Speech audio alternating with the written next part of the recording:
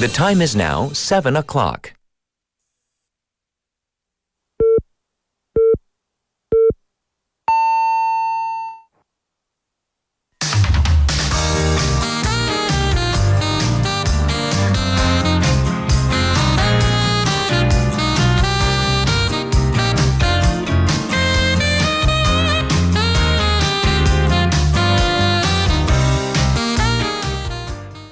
Today is the spring equinox, which we call Chunbun here in Korea. It's kind of the official first day of spring. And like clockwork, the weather has finally begun to warm up after that cold snap. It was quite cold. However, you might be wondering, well, what about the flowers? This has been a conundrum for local governments as climate change has rendered flower blooming season unpredictable.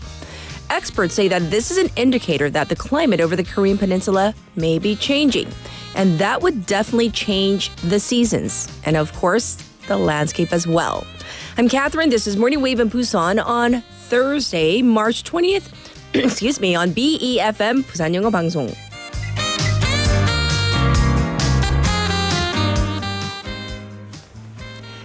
Good morning to all the wavers out there. Happy spring.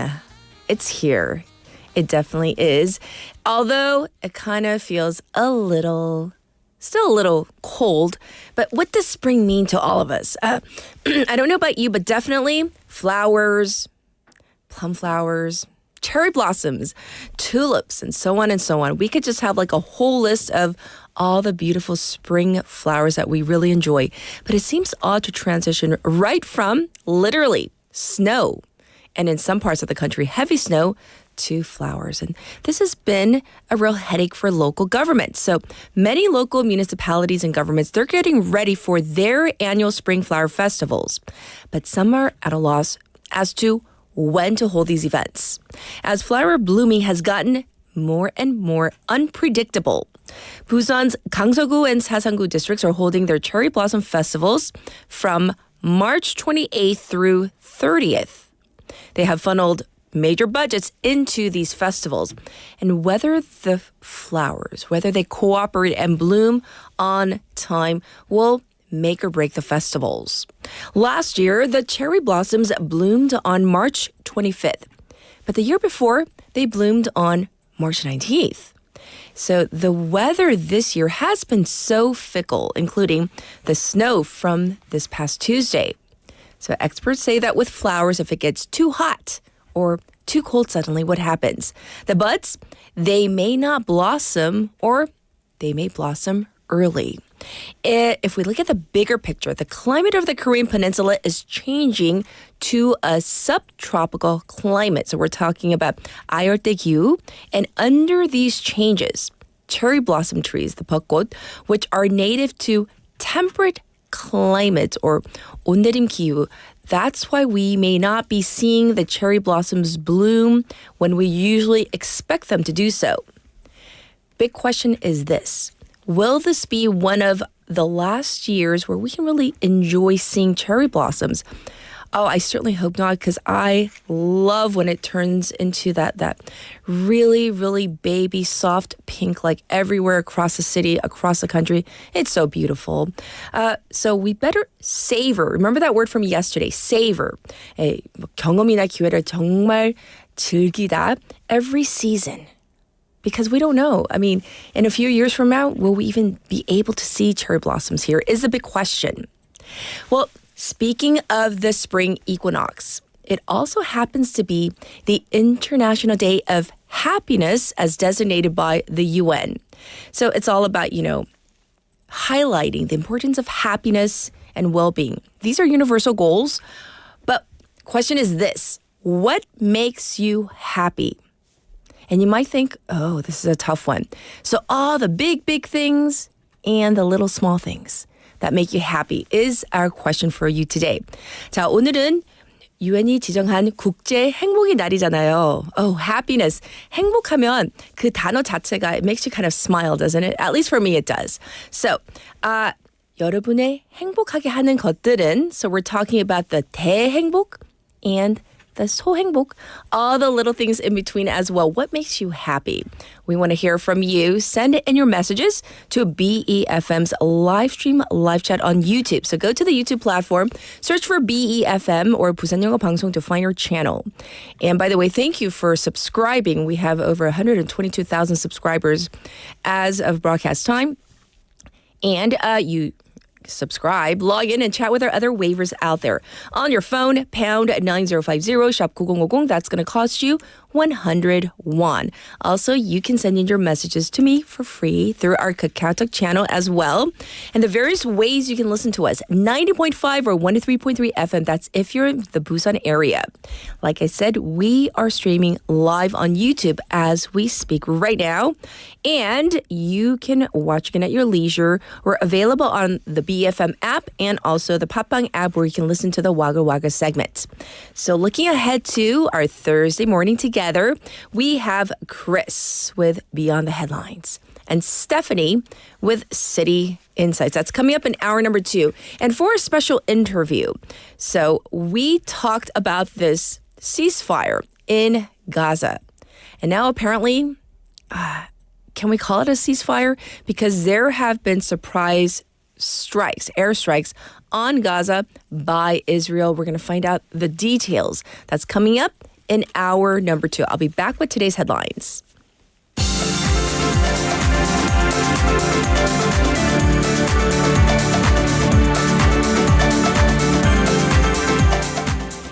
It is now 7:06. These are today's headlines. Court yet to announce Yoon's impeachment ruling date. The Constitutional Court did not announce the ruling date for President Yoon Suk-yeol's impeachment trial yesterday, raising the likelihood that the decision will be postponed to next week. Government takes measures to rein in housing prices in affluent Seoul neighborhoods. The government has designated the Gangnam, Seocho, Songpa, and Yongsan districts as areas subject to the permission system for 6 months, from March 24th through September 30th.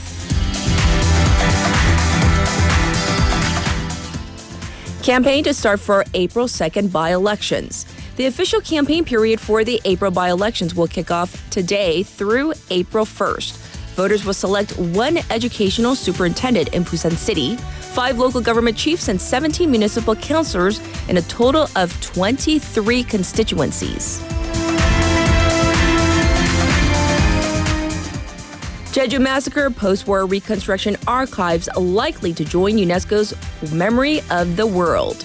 The archives documenting the Jeju April 3rd uprising and South Korea's post-war reconstruction efforts are likely to be recognized as part of UNESCO's Memory of the World program.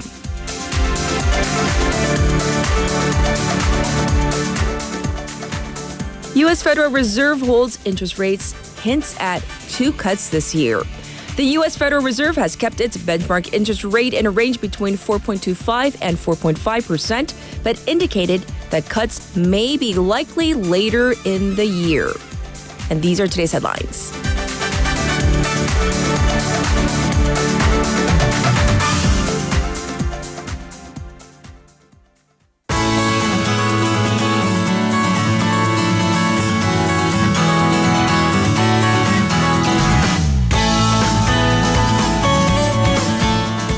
It's time for Busan Updates. Let's check in with Sue. Good morning. Good morning. Happy Thursday. Yes, and happy International Happiness Day as well. And that's why we're talking about, like the big, bouts of happiness we have, and also, the little things that make us happy. So what do you have for us? For my small happiness? Yes. So I come here by subway, and then when I come out of the station, it used to be pitch dark.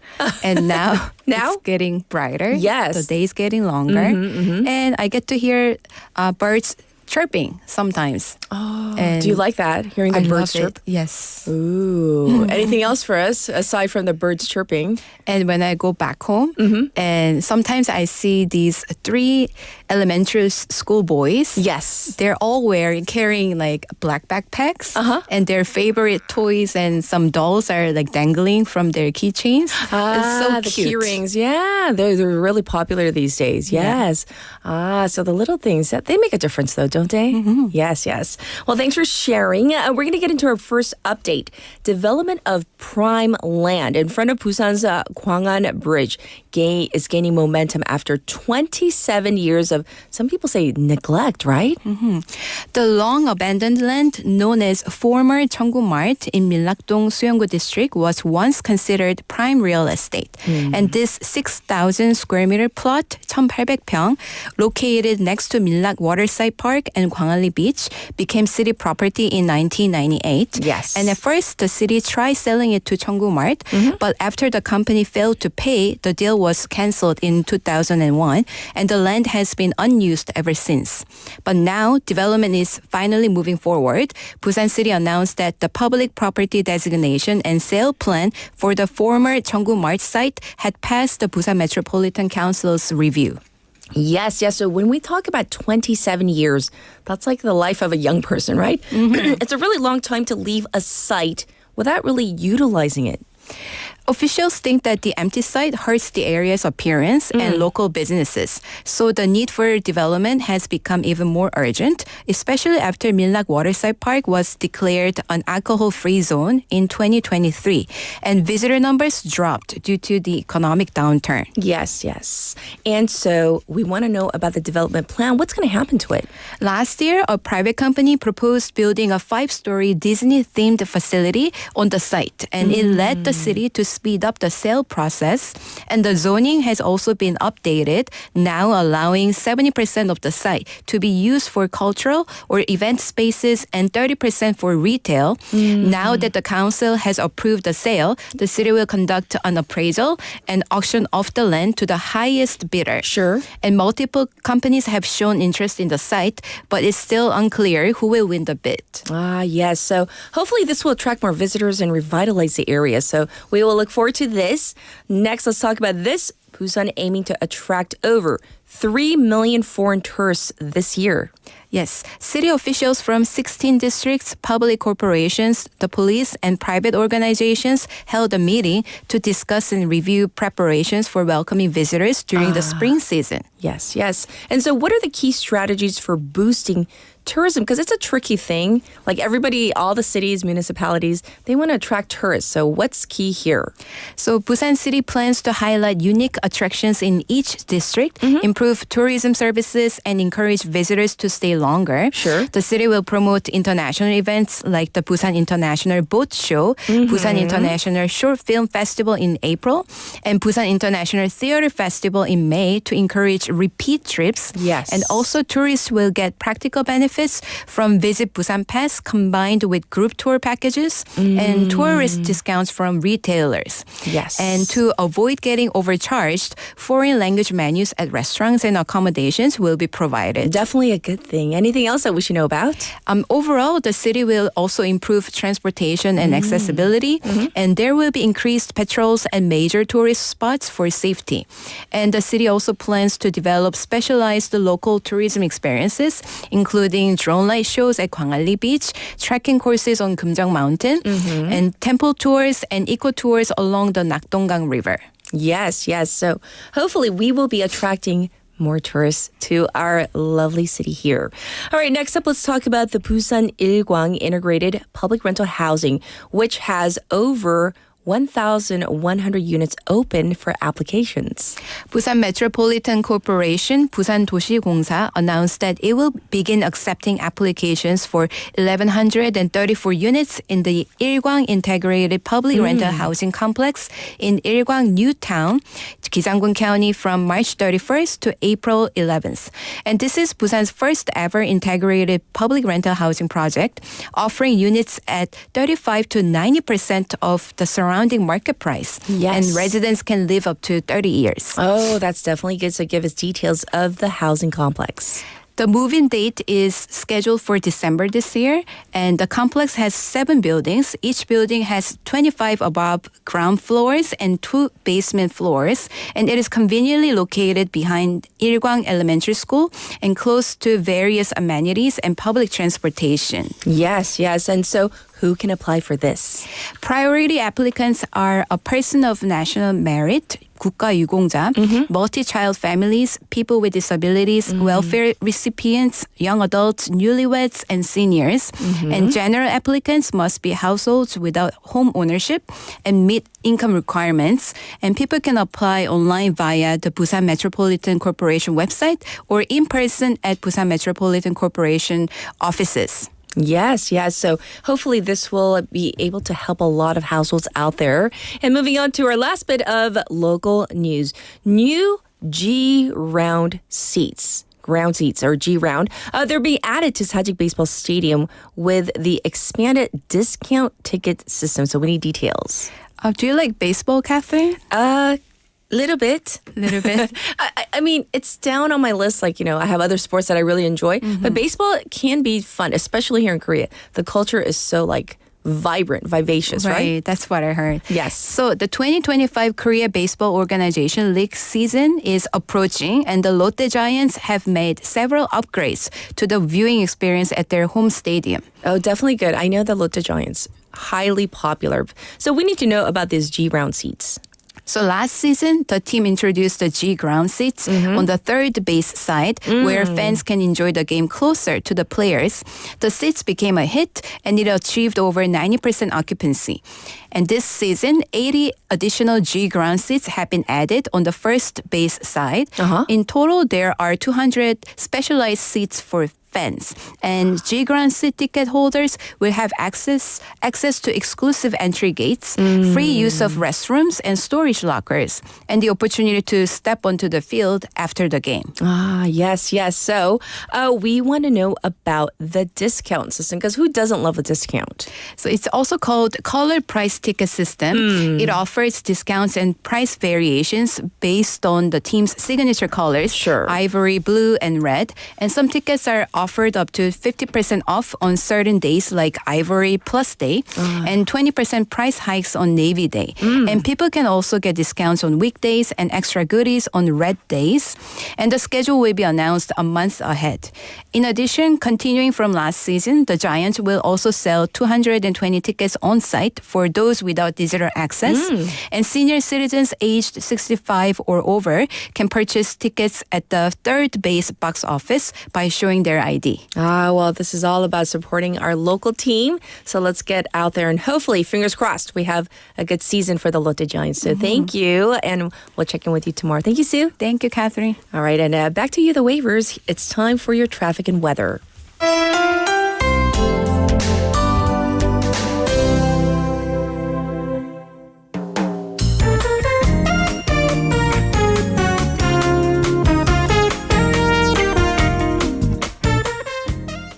It's time for your traffic report. So there's a lot to report on. There is some heavy traffic on the Dongso overpass from Pyeongtaek ramp to the old Gaegeum tollgate. Also congested on the Namhae Expressway from Namsanjeong Station to Deokcheon Interchange. It's also looking slow on Haeundae-ro from Wondong Interchange to Jaesongdong. At the three-way intersection right there. And there is traffic detected also on Nakdongdae-ro from Gwaejeong to Hadan intersection. As for the weather, yes, it is Ipchun. Currently, 2 degrees Celsius here in Busan under clear skies. The daytime high, it's going to go up to 15 degrees. But you hear that gap, right? 2 all the way to 15. So you know what you need to do? Maybe wear layers. Once again, today is the spring equinox when day and night are roughly the same length. The time, of course, the official start to spring. Definitely warmer across the country. But once again, temperature differences mean you have to dress accordingly. So this was your traffic and weather.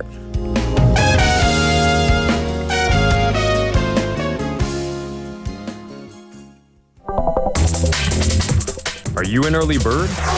Are you up to date on the news? Are you a trendsetter?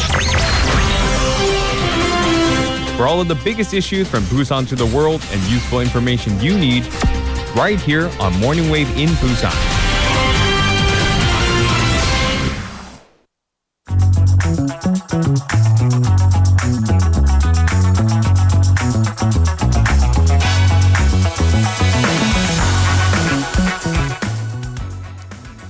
It's time for News Digest.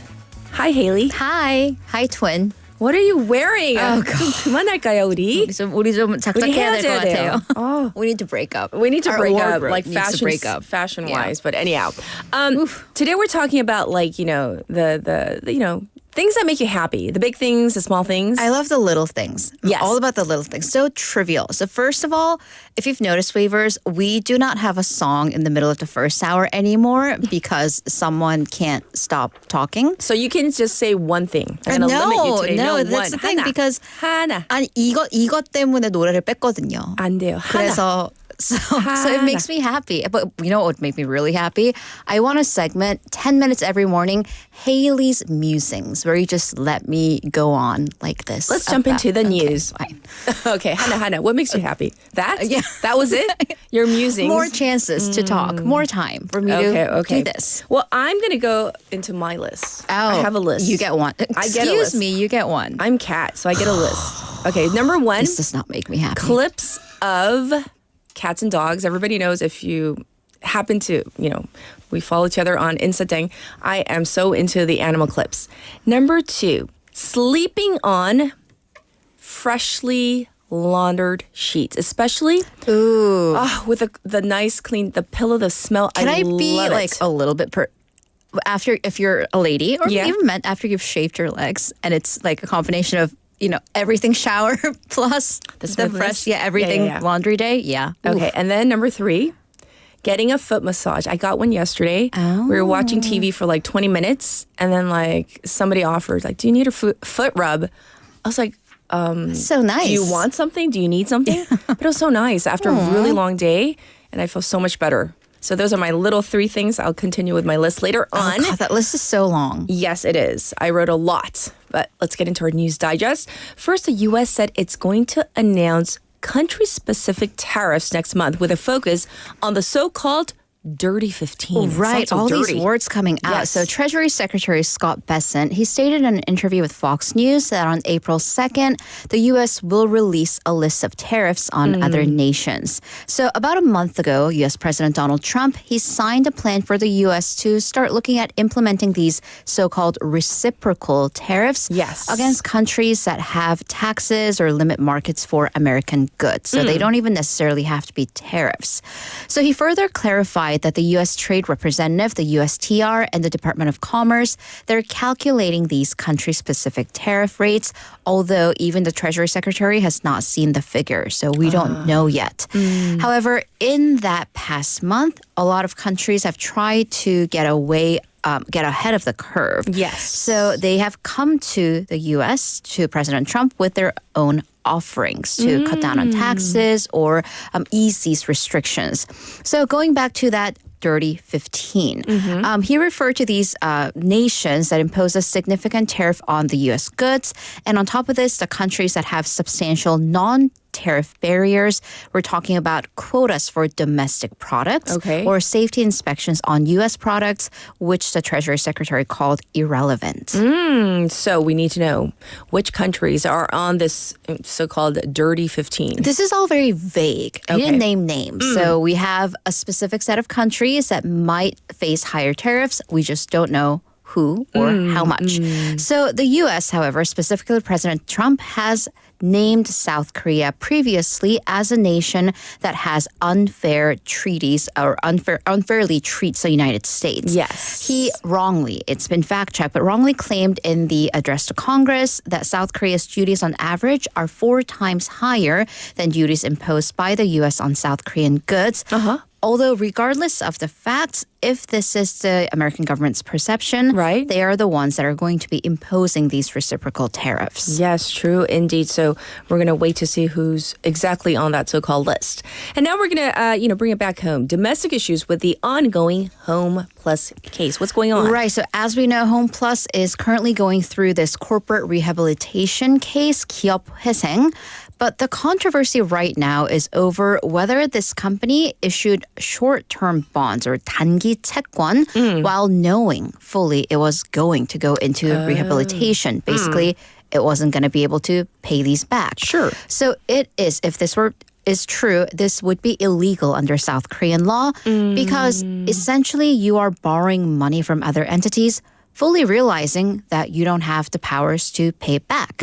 And that is a form of fraud, 사기. Yes. So if this is proven, both 홈플러스 and its owner, which is the, the private equity firm MBK Partners, they would, number one, receive a blow to its public image, but number two, face criminal prosecution. Yes. So we need further details. Right. So it's all about the dates. So on March 3rd, Yes. 홈플러스's short-term bonds balance as of March 3rd was 594.9 billion won, 5,949억 won.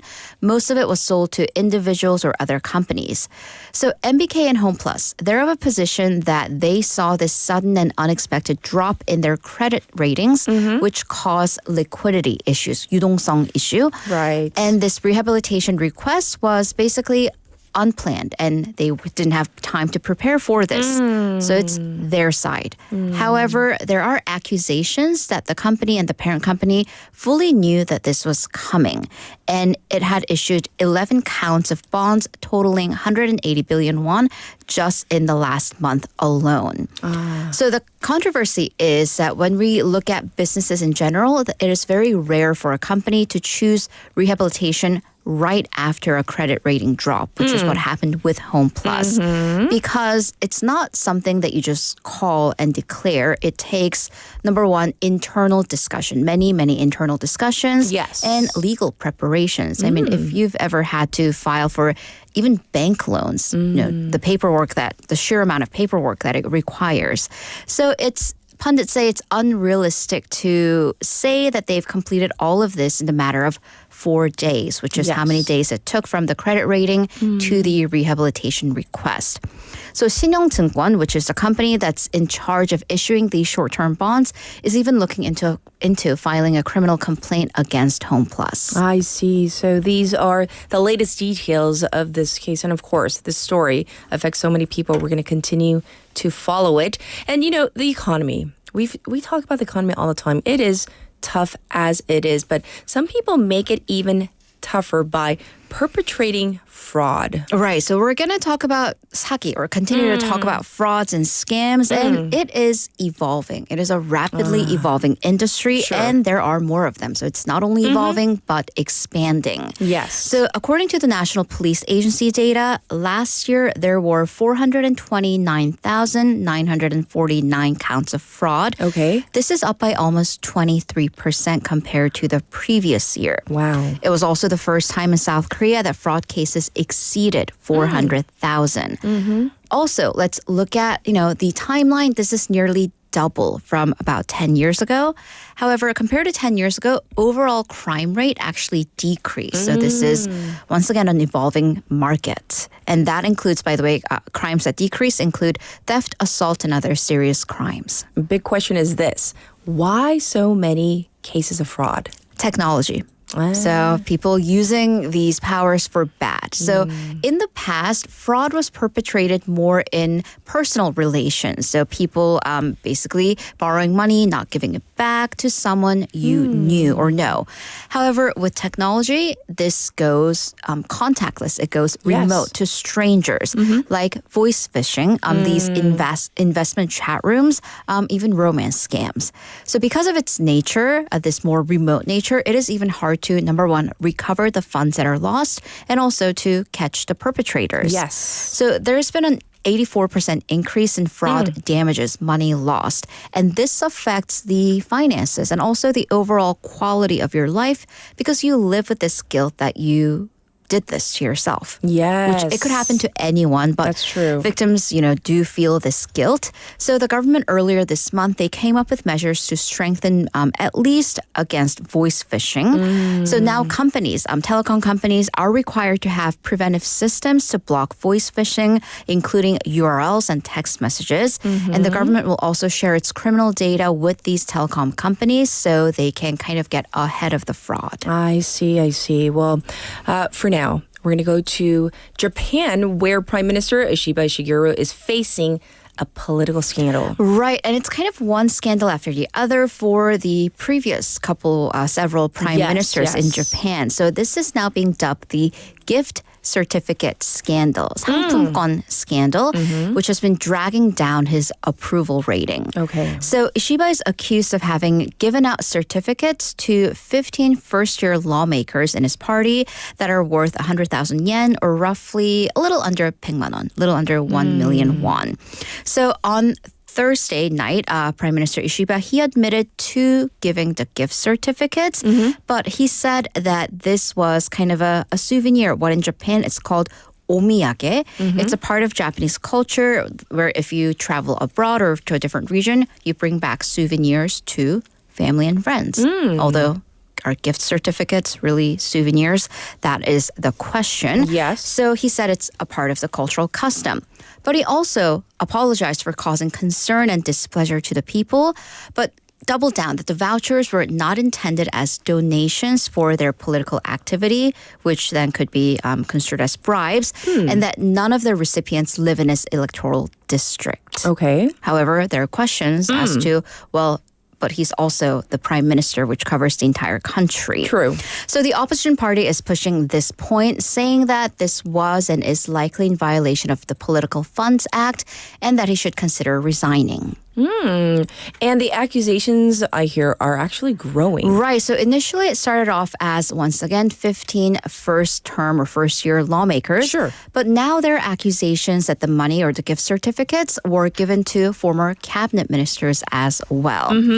Reports confirm that this apparently is a custom, although the legality will be disputed from now on, because his predecessor, former Prime Minister Suga Yoshihide, also admitted to a newspaper that he did give these simple omiyages, these gift certificates or gifts within legal limits. So those are his words. Yes. So going back to the current prime minister, you know, he's already facing political difficulties, including struggling to get his budget approved with the opposition, and rival conservatives are looking for any chances to basically kick him out of office. Yes. And timing isn't good because coming up this summer, we have major elections in Japan, Right. including the upper house elections in July.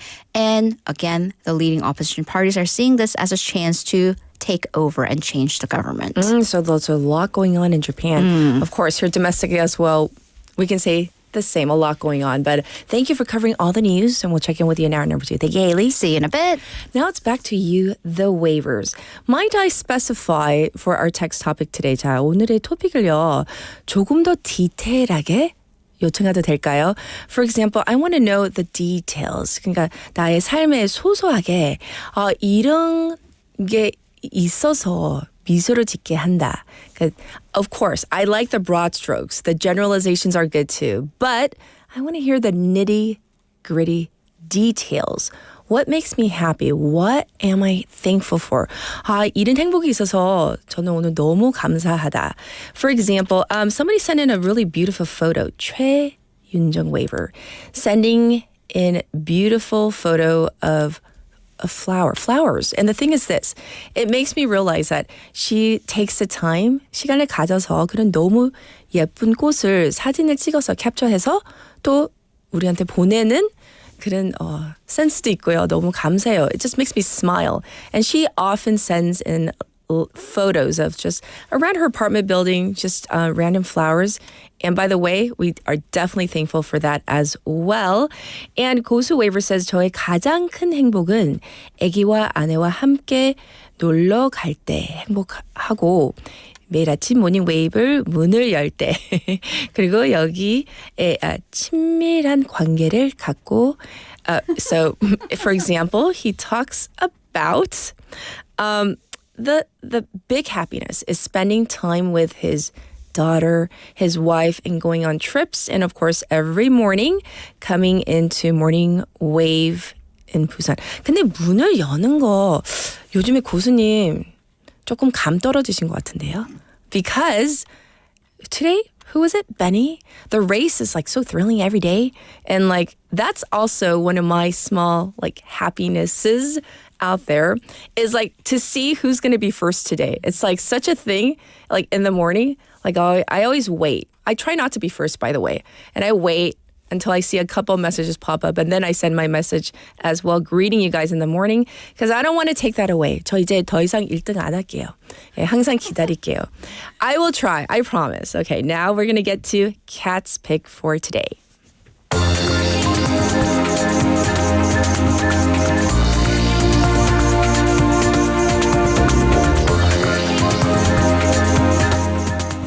For today's Cat's Pick, I thought it was going to be really, really exciting. I was looking forward to doing this clip. I don't know. So several pages, many thousands of pages have been released about the JFK files. You know, John F. Kennedy, former president of the United States. And I was actually, preparing for like a bomb, a zinger. But you listen to the clip from Good Morning America, and then we'll talk. John F. Kennedy's assassination. President Trump ordered thousands of pages of documents to be declassified and made available to the public after more than 60 years. Who killed JFK? That question has haunted this country for more than 60 years, and polls show most Americans don't accept the official version. This new trove of documents, so far, is unlikely to change many minds. This morning, more than 60 years after President John F. Kennedy's assassination, more than 63,000 pages of unredacted files, long held secret, are now public. The highly anticipated document drop did not reveal any bombshells, but there are some new details about the CIA and how it operated around the time of Kennedy's death. This is a pretty big deal for many who harbored the notion that there was a greater conspiracy at work. Now they'll be able to see exactly what the government had. One of the files, known as the Schlesinger Memo, revealed that some of President Kennedy's closest associates did not trust the CIA and were skeptical of its motives. Another file pulled back the curtain on some CIA operations. The organization was tapping Soviet and Cuban telephones at their diplomatic facilities in Mexico City, locations Lee Harvey Oswald visited in the months before the assassination. This latest JFK document drop, a promise from President Trump, who signed an executive order to have the records released without redactions. And everything will be revealed. While the initial investigation of the assassination determined 24-year-old Lee Harvey Oswald acted alone in killing Kennedy, and subsequent investigations confirmed that, all that hasn't stopped decades of conspiracy theories. Why was Kennedy killed? Who benefited? Who has the power to cover it up? I think that it will be frustrating to those who believe that there was a greater conspiracy. There are still a lot of questions, but there has been no theory that gives credibility to the notion that there was a greater conspiracy at work. A few documents related to Robert F. Kennedy and to Martin Luther King Jr. were also released, including some related to their assassinations. But so far there were no new information that changes established conclusions either. So you may have heard, and maybe it kind of flew on by, but there wasn't anything major in the file. So I did a little bit of digging to see if there's anything of substance. Yes, there were details about the CIA, urging the continued secrecy of how they actually wiretap, including using certain chemicals to mark phones. And it's all very cloak and dagger espionage. So if you're into that, you might want to take a look at these files. Nothing earth, shattering, nothing like that. This was Cat's Pick for today.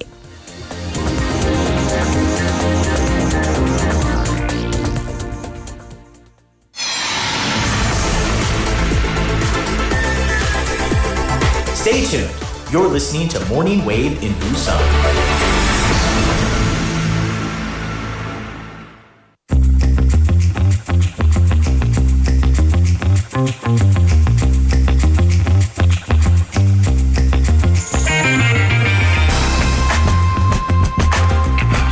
It's time for Chris and Beyond the Headlines. Good morning. Good morning. How are you Happy doing? spring. Yes, happy spring. First day is sometime today, tomorrow. Today is spring equinox. Yeah. And I misspoke earlier. It is 춘분. So that's how it goes. It is Yes. officially spring. It is also for any of our Middle East listeners, Nowruz, the celebration of the New Year. Oh, it is. Well, thank you Yeah. for pointing that out. It also happens to be the International Day of Happiness as designated by the UN. Ooh. We want to know what makes you happy. I want details. Are you talking like big happiness or small things? Any either or, Well, but the details the are details. important. Yeah. I will say I do love a good sunset. And my classroom. Your is classroom. right. It's like right above the football field in my campus, and my campus is like the only flat school in in Busan. That one. Yeah. And when the sun goes down, every single night I get to see this beautiful sunset over the mountains. So I was seeing one yesterday, and I was like, "Oh, that's like an 8 out of 10." I was like, "Oh, I've been An 8 out of spoiled. 10. I've been spoiled with how good the sunsets are over like the Gumyeonsan Mountain over that area." Sure. So just seeing that just really makes me happy at the end of the day. Apparently, if you're Yeah. rating your sunsets, Yes. 8 out of 10. Yeah, and there's some that are just really spectacular. So how your semester has it been going so far? It's been good, but it's been a little cold. Like That's true. Last 2 days, I was nearly true. knocked over by the wind. But the snow was nice. Did you get to see it? I did. I saw the little small flurries as they were coming down. Yeah. It was like really, really bright like it is right now. Like, I mean, sunny. Yeah. And then someone was like, it's snowing. So we all ran outside. It was in the afternoon, like a little kid. Yeah. And then like, I did a little twirl, and then like my sister's like, "Are you like Elsa? What's wrong with you?" But I'm like, it never snows in Busan. It never does, and it never Rarely does. When it does, it's like Yes. 2 seconds and then it's over. Which I guess this one it maybe lasted 5 minutes. Yes. Yes. But the weather has been really strange lately, which is why I suppose that people are looking into space. Into space. So I have to ask: have you ever wanted to visit the moon? The moon, maybe. Not so much Mars, because like I kind of like my life and my family, and the fact that like if I go, like I won't be able to come back to Earth. Yeah. Yeah, that kind of bothers me. But like the moon, I would say, I'm definitely curious. Yeah, the moon's like a 2-3 week round trip. Compared to one-way trip to Mars. right? But I certainly have myself, and we as a species have put several people on the lunar surface, but that number is really tiny. Like I looked it up, and I thought it was a bit more. Only 12 people have ever set foot on the moon, and only 4 of those men are still with us. In fact, the last manned mission to the moon was in 1972. Yes. But all of that's going to change soon with NASA's Artemis 2 mission set to launch in 2026 to take 4 astronauts on a flyby around the moon, with Artemis 3 scheduled to launch in 2027. And to land, that's going to land people on the moon. To support these missions, there's been a lot of activity lately. And I know that you interviewed an expert about the Blue Ghost spacecraft, which landed on March 2nd. But, that's only one of several missions that's been happening. And it was by far the most successful of the private missions, but it finished its mission already over the weekend. And as it went into the lunar night, when it didn't have enough light to reach the solar panels to power the craft. Sure. So you mentioned other missions. So which ones do we need to know about? Well, I want to talk about the first one, which was a lunar lander that was sent up by the Texas-based Intuitive Machines. And this mission was, to put it nicely, not so successful. The lunar. We don't want to use the F word. Yeah. And by the way, that's failure, not some other word. The lunar lander named Athena missed its mark by well over 250 meters and ended up in a frigid crater where it promptly fell on its side. This is the second time that Intuitive Machines has sent up a lunar lander, and it's also the second time that it ended up on its side. 옆으로 누워 있구나. So what caused this error for it to land on its side? Well, scientists are working on the lander said that the problem was with the craft's laser range finder. This helps it detect how far away it is from the lunar surface. I see. The lander only managed to send back a few pictures confirming that it was indeed on its side before going silent. And this is a setback for NASA as well as other customers who had packed the lander with tens of millions of dollars worth of experimental equipment, including an ice drill and a pair of rovers as well as a drone. And this could have been a chance, there could have been a chance to recover something from the mission had the lander fallen in a different place. Sure. But as it's stuck in a crater, it's unlikely that the solar panels will ever get enough light to recharge the batteries. I see. The company said in a statement, this mission has concluded and the teams are continuing to assess the data collected throughout the mission. Wow, but I'm very curious. I mean, what was the lander supposed to do? What was its mission like? Well, it's, a lot of these missions are looking for water, and the lander's drone named Grace was supposed to hop across the lunar surface, look for water, and supposed to dive into it if it found any ice packets. The two rovers, one was by an American company, the other by a Japanese company, were to scout the area, and the NASA's ice drill, which was actually activated before the batteries died, it was, supposed to look for ice, but it was unable to penetrate the lunar surface. I see. The mission wasn't a complete loss, as the company was like to say. Several mission objectives were accelerated, not accomplished, accelerated. Accelerated. But this is according to the Intuitive Machines. NASA paid over $62 million to this company to get its 3 experiments to the moon. And unfortunately, this one was a failure, but it really wasn't the loudest failure this month. What do you mean by loudest, though? Because, I mean, we were avoiding the F word, but let's face it, it wasn't successful. So, okay, failure, F word. Yes. So loudest, what are you talking about? Was it like an explosion? Actually, yeah. Okay. I am talking about an explosion. This was on March 6th. SpaceX launched their Starship rocket, which is their largest rocket. And this was the first launch since its previous failure in January of the same rocket that sent flaming debris raining down over the Turk and Caicos Islands. This time, the flaming wreckage was seen over the skies of Florida in what the company called a rapid unscheduled disassembly. Now, if you've seen the photos or the videos, it actually looks really pretty. Well, of course, we want to know, was anybody hurt? Well, no, it was unmanned. Oh, yes. Unmanned. But the explosion happened far enough up that the debris really burned up in the atmosphere. The explosion that happened in the previous explosion did manage to come down and cause a little damage to a car, but nobody was hurt. This one, thank goodness. This one just caused air traffic to be halted. In an abundance of caution, the FAA halted air traffic at several airports in Florida, and 24 airplanes were diverted over the space debris concerns. In all, about 240 flights were affected.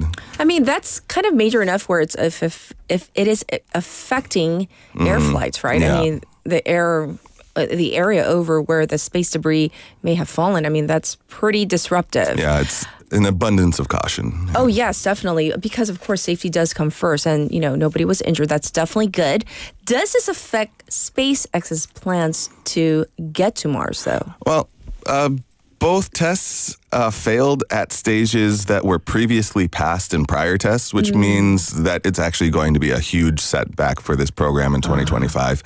SpaceX says that it has made several improvements following the incident and that the FAA has recently cleared a Starship for another launch. Yes. Well, I know that people, signed up in droves to maybe get a chance to go to Mars, right? Yeah, I don't think at this stage it would be something that I would want to do. Oh, really? Is there a Especially- particular reason why? Well, the spaceships keep blowing up, and it's a one-way good trip as reason. well. Yeah, the whole one-way trip, that's what I think bothers me the most about it. But I know other people, they are like raring to go. There are some people who, I just want to get away from this planet. Oh, no. Which is quite sad. But before we go, I wanted to update a story that we talked about in January, as well as having a good news story for everybody this morning. Yeah, so what is it about? So I'm sure you remember the LA wildfires that happened in January. Absolutely, and yes. the damage that happened. And while many are starting their recovery process, there is one 82-year-old resident who had lost everything in the fires. She received some good news this last week. Okay, so what happened? Catherine Kiefer was reunited with Aggie, Who's her Aggie? California Maine Coon cat that had been at Kiefer's home when the fire broke out. Right. The reunion happened 2 months after the fire. Oh, is that her? We have her on our YouTube page. Yeah, so you can see how happy she looks to be reunited with her long-lost cat. Wow. Aggie had been actually a gift from a friend during the pandemic, and the two had gotten incredibly close. Yes. Kiefer was at a medical appointment that day that the fire engulfed her neighborhood, so she couldn't return home because she's 82. To get her, but she did send her children to get the cat, to get Aggie. The problem was that Aggie is prone to hiding, so the children couldn't find her. And it was, this cat was the most important thing to Catherine. Her daughter told the AP that that's the one thing that my mom asked was, did you get Aggie? And she just had to tell her that I couldn't find her. And so you can imagine how heartbroken she was to return to her home and find that it was gone. And she assumed that, Aggie had perished as well. As did many pet owners during the LA wildfires, where we saw, like on social media and on the news, how just reuniting with their companion, their family member at that point, for many people, whether it's a dog, cat, or any other type of animal, that it was just really kind of heartbreaking, heartwarming to see those reunions. Yeah. And I do know of people have lost, people have lost everything, their pets, property. Yes. But the good thing, last weekend they received a call from the West Los Angeles Animal Shelter saying that Aggie had been found by an animal control officer close to their home.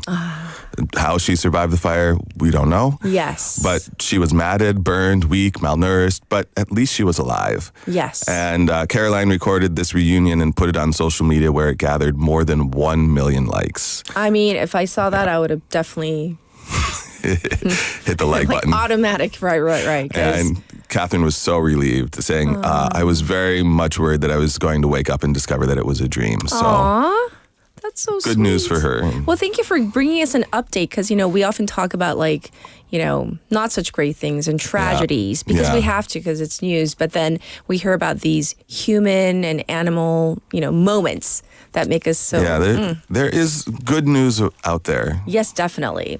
Well, thank you so much for bringing in very interesting news regarding our exploration to the moon and beyond, and we'll check in with you next week. Thank you, Chris. Yeah, thank you. Hope everyone has a good week. All right. Well, of course, we have much more coming up in hour number 2. Real quick, can I just read one message from Souvenir, who says this. 전 딸이 최근 저를 많이 행복하게 해주는데 최근에는 야근이 잦다 보니 she has a daughter, but she has to work late a lot these days. 애 얼굴을 잘 못 봤어요. 애가 자고 있을 때 출근해서 자고 있을 때 돌아오거든요. 하루는 출근했는데 부스스 일어나더니 저를 꼭 안아주면 그래서 아빠 다녀오세요 하는데 너무 행복했어요. So he's saying how his daughter barely gets to see her. He comes home, she's asleep. When he leaves for work, he is asleep. The daughter is asleep, and then finally his daughter, she woke up early morning and said, "Dad, have a good day," and give him a really tight hug. Embrace. Isn't that what life is about? Those little moments of happiness. Well, we're going to leave you with this song, Haru, by Position, as requested by Souvenir. Enjoy. I'll be back at 8. 또 하루가 지내요. 마중 나간 나의 마음은 또 혼자 돌아와요. 눈물에 번진 구름 같은 노을빛이 내리며 술 생각처럼 또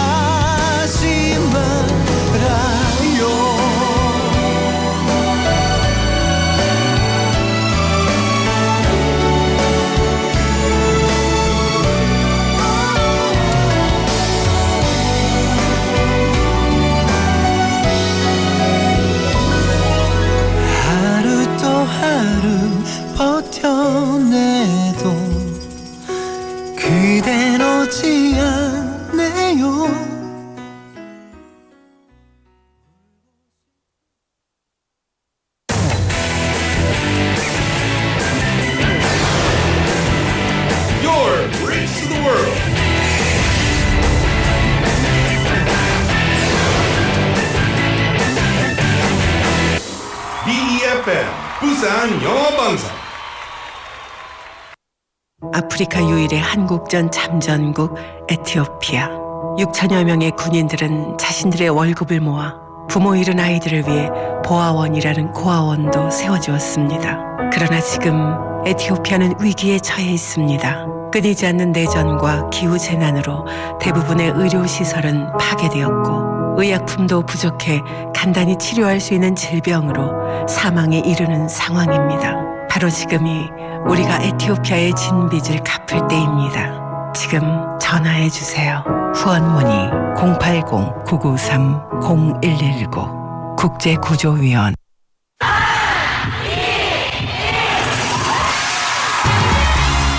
부산의 축제 어디까지 즐겨보셨나요? 과거와 현재, 미래가 공존하는 항구도시 부산. 이곳 부산은 계절을 물들이는 다양한 축제로 늘 풍성합니다. 봄의 시작을 알리는 봄꽃 축제부터 부산의 여름을 만끽하는 바다축제, 전 세계 영화인들이 모이는 부산국제영화제와 새로운 시작의 해맞이 축제까지. 부산의 축제는 우리의 열정을 가득 담고 있습니다. 바쁜 일상은 잠시 뒤로하고 특별한 시간을 선물 받는 바로 이곳 부산에서 우리의 삶은 축제가 됩니다. 축제로 하나 되는 부산. 여러분은 어떤 축제를 기다리시나요? 이 캠페인은 대선공익재단과 BFM 부산영어방송이 함께합니다. 혹시 지금 운전 중이신가요? 어린이 교통사고 피해자 수는 지난 3년 평균 약 9만 명. 특히 어린이 보호구역 안전기준이 강화된 이후에도 어린이 보호구역 내 사고는 지속적으로 발생하고 있습니다.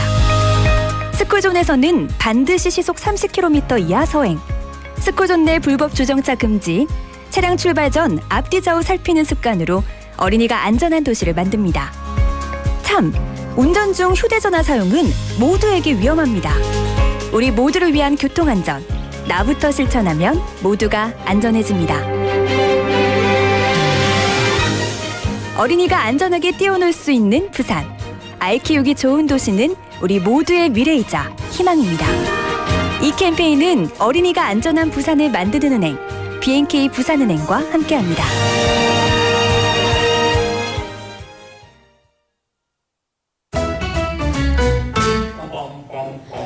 Want to be a friend of BFM 부산영어방송? You can chat with BFM through our Kakao Talk service. You can share your messages and photos through Kakao Talk, and you can easily become BFM's Kakao friend by searching BFM through the Find a Friend option.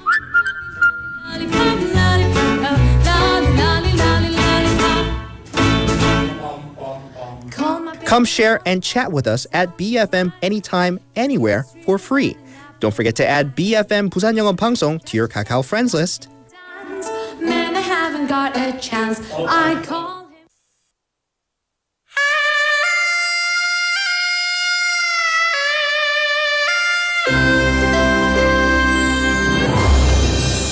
The time is now 8 o'clock.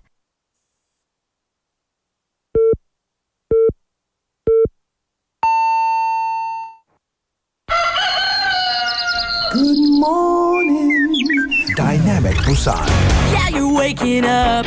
Time to shake it up.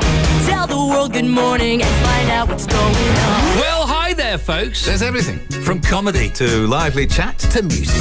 Broadcasting from a room about the size of your closet. All calls are recorded. What show is this? Live from Korea's dynamic city, this is Morning Wave in Busan. I'm sorry, who'd you say you were?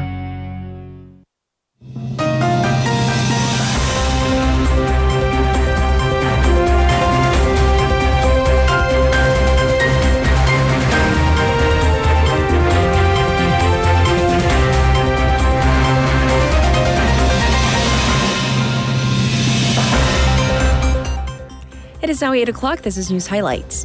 Court yet to announce Yoon's impeachment ruling date. The Constitutional Court has not announced a ruling date for President Yoon Suk-yeol's impeachment trial, raising the likelihood that the decision will be postponed to next week.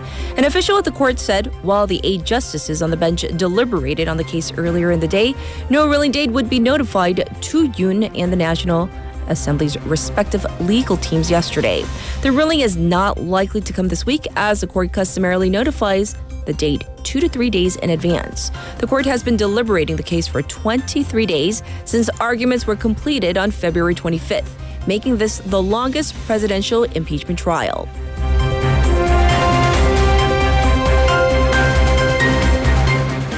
Government takes measures to rein in housing prices in affluent Seoul neighborhoods. The Seoul city government yesterday said it will temporarily adopt the land transaction permission system in 4 affluent districts of the capital to help stabilize the real estate market.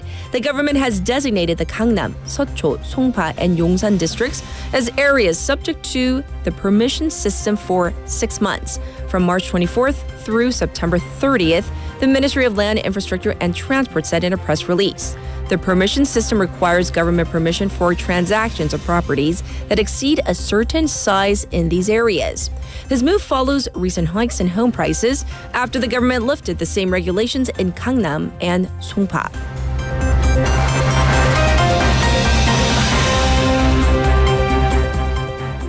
Campaign to start for April 2nd by-elections. The official campaign period for the April 2nd by-elections will kick off today through April 1st.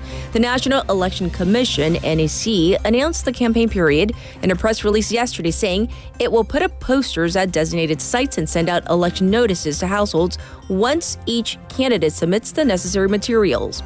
In the upcoming by-elections, voters will select 1 educational superintendent in Busan City, 5 local government chiefs, and 17 municipal councilors in a total of 23 constituencies.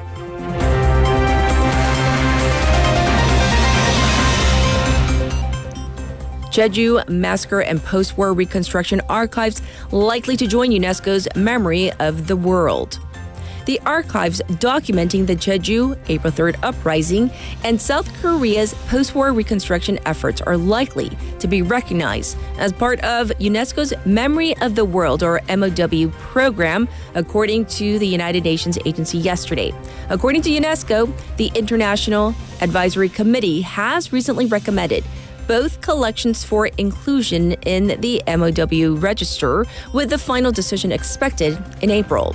The historical records of the April 3rd uprising detail the massacre of Jeju Islanders between March 1st, 1947 and September 21st, 1954. The post-war archives chronicle both public and private reconstruction efforts after the Korean War.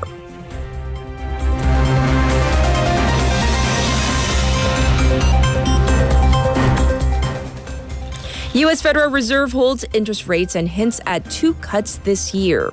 The U.S. Federal Reserve has kept its benchmark interest rate in a range between 4.25 and 4.5%, but indicated that cuts may be likely later in the year. The rate-setting Federal Open Market Committee held the rate steady as the U.S. faces concerns of an economic slowdown from President Donald Trump's tariffs. The Fed also updated its economic growth projection to 1.7%, down by 0.4% from its December projection. Wall Street rallied after the announcement, with the Dow Jones rising by 0.92% and the S&P 500 by 1.08%, plus the NASDAQ Composite by 1.41%. And this was News Highlights.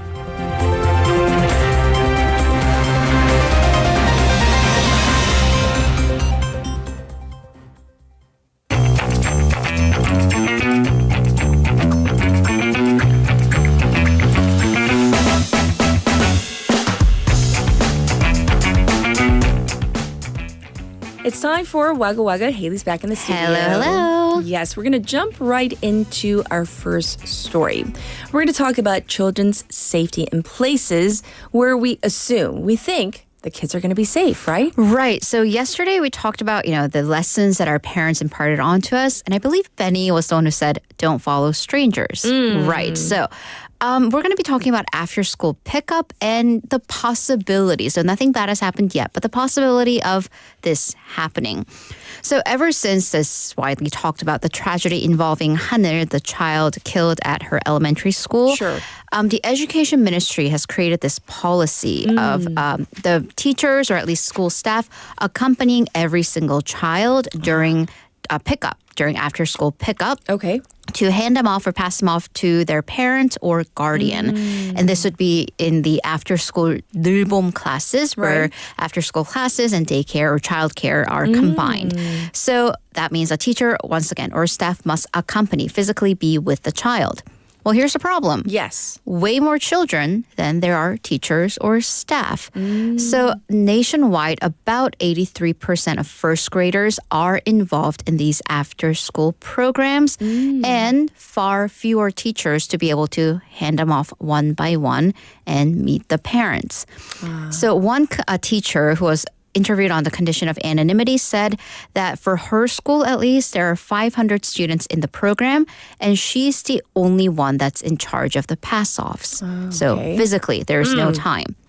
Last week, apparently in one of these schools, a student went missing and the teachers went looking for the student, but then that left more students unaccounted for during the pickup time, and lots of angry parents or concerned parents. It raised issues. So at least the students were not immediately available for pickup because the other teachers were otherwise occupied. Yes. So the problem is, though, with the staff shortage, as long as a child gets picked up by an adult, they don't know who this adult is. Any adult? An adult? Right. Because, I mean, are they going to have a list of, you know, are they going to compare IDs? Are they going to have a list to check off what your name is? Because, well, if your parents are, say, a dual working parent, it could be your mom, it could be your dad. Could be your grandparents, and very likely in South Korea, it could be your 학원 teacher, 학원 shuttle driver. So are they going to get every single name? That is highly unlikely. Okay. So it says, those on the scene say it all comes from the unclear guidelines coming down from the Education Ministry, which set the rules without the details, really. Because in Korea, especially, every child has a different thing they do after school. Right. And it's realistically impossible for teachers, at least with the staff they have right now, to be in the know about every single child's after-school activities. So teachers say that even the 늘봄 teachers that were hired, they were hired with a focus on classes, on education, offering a variety of programs and a less emphasis on childcare.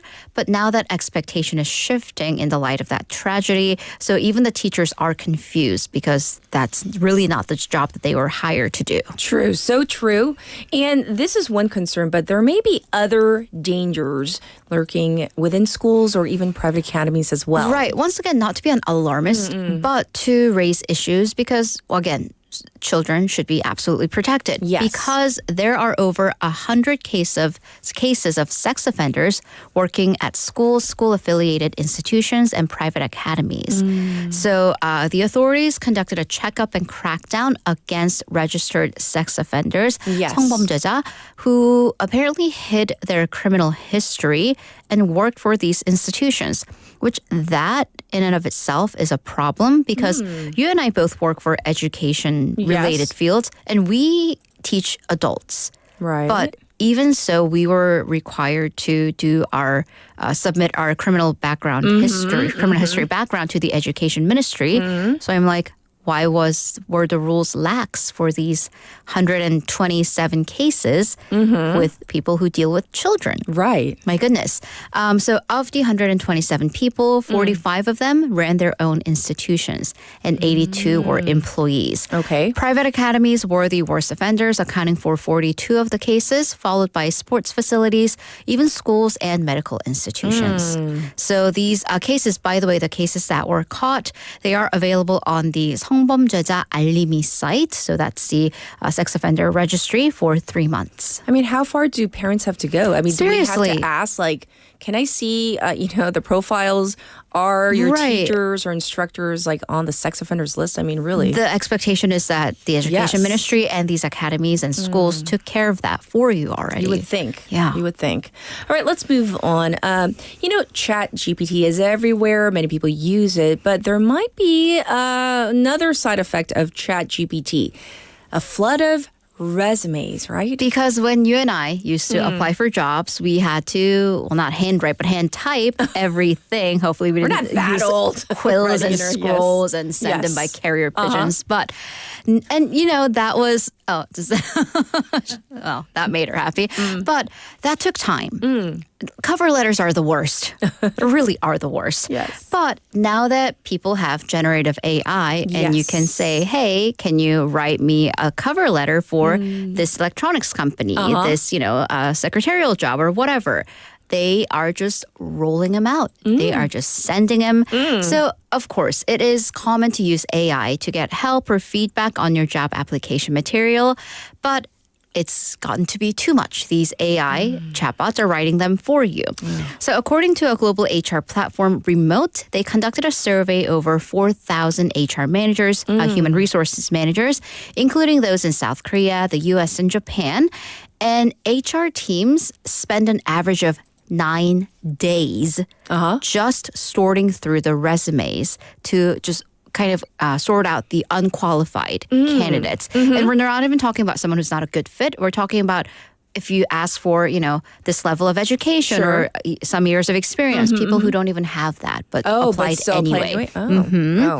So a quarter of the respondents from HR teams said that they receive an overwhelming number of resumes following generative AI's usage. 65% said they are seeing a huge increase in unqualified applicants.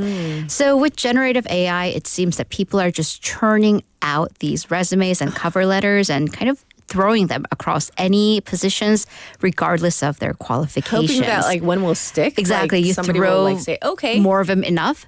I mean, I was told that even if you don't reach at least one of the qualifications, for example, 2 years of experience, apply anyway, because if they don't get someone who meets the qualification, they might consider you. But that's still within the realm of possibility. At least have I'm not going to apply for a job that requires a PhD in bioscience. It's not going to happen. Right. 73%, because the problem with AI is that it lies. So it has found false information on resumes, making that decision process even harder, wasting resources.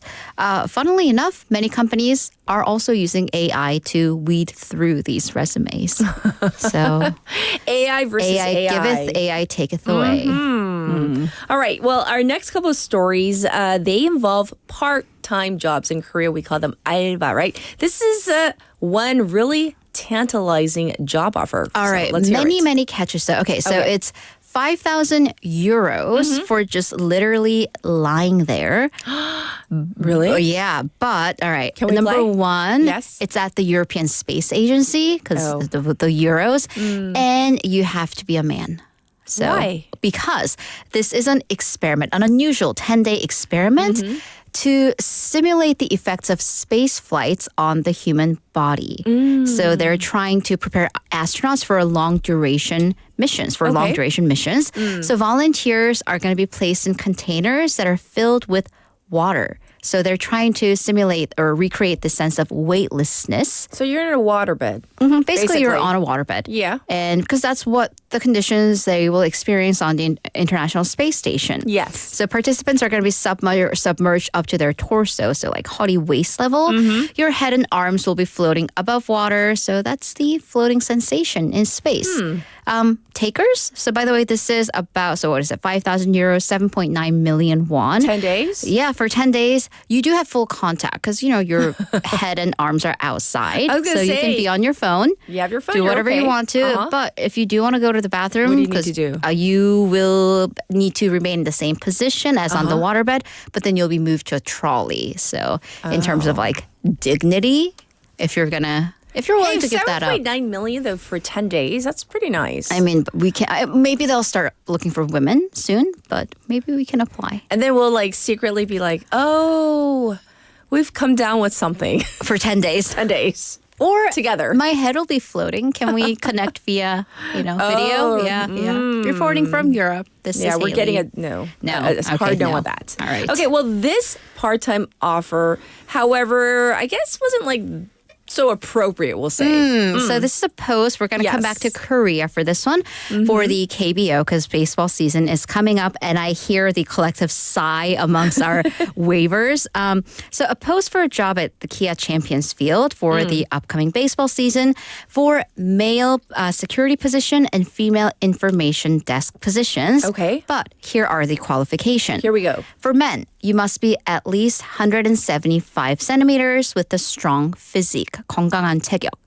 Okay, fine, it's a security position. For women, once again, this is for information, like tickets and where's the bathroom, where's the concession stand, right? You need to be at least 168 centimeters, must be a current student or have graduated from an aviation services major. 항공과 재학생 or 졸업생. It's a very creative way to say we want you to look a certain way. We want you to be pretty, is what they're Basically, saying. and tall. Right. And Yeah. 168 centimeters, that's like the What minimum? does that have to do with giving information? Look at me giving you information. Nowhere near that height. So, why? Just lookism. Lookism. Yes. So, by the way, this is, illegal. Of course it is. Because under the Gender Equality Hiring Act, you cannot discriminate against genders in hiring and present physical attributes that are unnecessary for that job. Yes. Right. And height and information. So upon controversy, Kia Tigers, the team explained that this wasn't their post. They had outsourced it to a hiring firm, which is common. And it was a company that posted this. Yes. And that company has changed the posting or updated it upon this controversy. Well, I'm glad they did because, flight attendant, I get you have to be a certain height. Once again, arm reach is important. And not necessarily safety your height. and, Of opening course. the gates. But yes. All right. Finally, France and the U.S. are in a little row, a dispute over the Statue of Liberty. Right, Why? right. So, of course, famously, the Statue of Liberty was a gift from France to the United States after the Revolutionary War. Upon everything that's going on politically, referred to all of our other segments, Yes. a French European Parliament member joked that the U.S. should return the Statue of Liberty. So this was in criticism of President Donald Trump's decision to, according to this parliamentarian, Raphael Glucksmann, he said Trump is siding with the tyrants, referring to the Ukraine-Russia issue. Okay. And this, once again, Glucksmann of the Progressive Alliance of Socialists and Democrats said it appeared to him that the U.S. has come to despise the statue and what it symbolizes, saying that if the statue returns, it'll be fine at home. However, I hear that the White House press secretary kind of hit back at this, right? This is viral. So let's take a listen to that clip. So is President Trump going to send the Statue of Liberty back to France? Absolutely not. And my advice to that unnamed low-level French politician would be to remind them that it's only because of the United States of America that the French are not speaking German right now. So they should be very grateful to our great country. Kelly. Wow. Okay. So low-level congressman or low-level...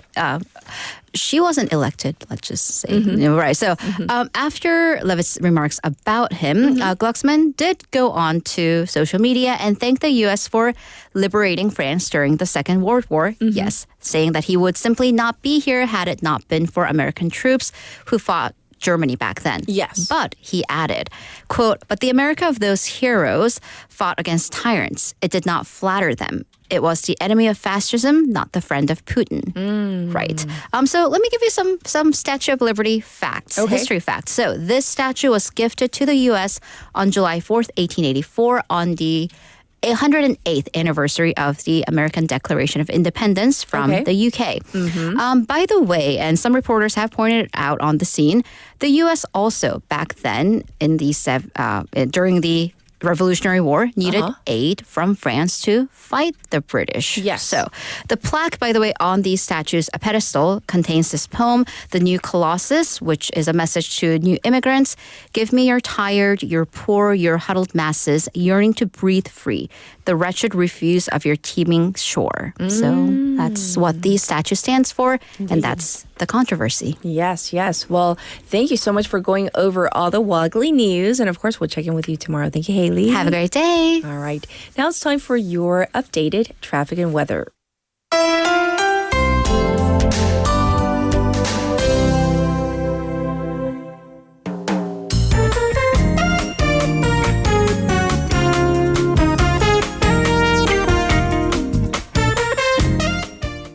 It's now time for your updated traffic report. There is an accident report on the Busan-Ulsan Expressway going towards Ulsan right inside Haeundae Tunnel, so please be aware of this.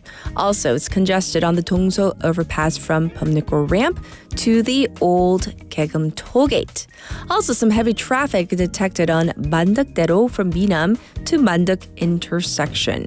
Also slow moving on Byeonglo, going away from the city right around the Wondong interchange. And also, there's some traffic detected on Banjonglo from Kumsa to Alak intersection in both directions. As for the weather, it has gone up a tad bit. It is currently 4 degrees Celsius here in Busan. Under clear skies, the daytime high will go up to 15 degrees Celsius. Across the nation, once again, today is the spring equinox or Chunbun, where day and night are roughly the same length and the official start of spring. So it's definitely warmer, but there is a big gap in the difference between the current temperature and the highs. So yes, please dress accordingly. This was your traffic and weather.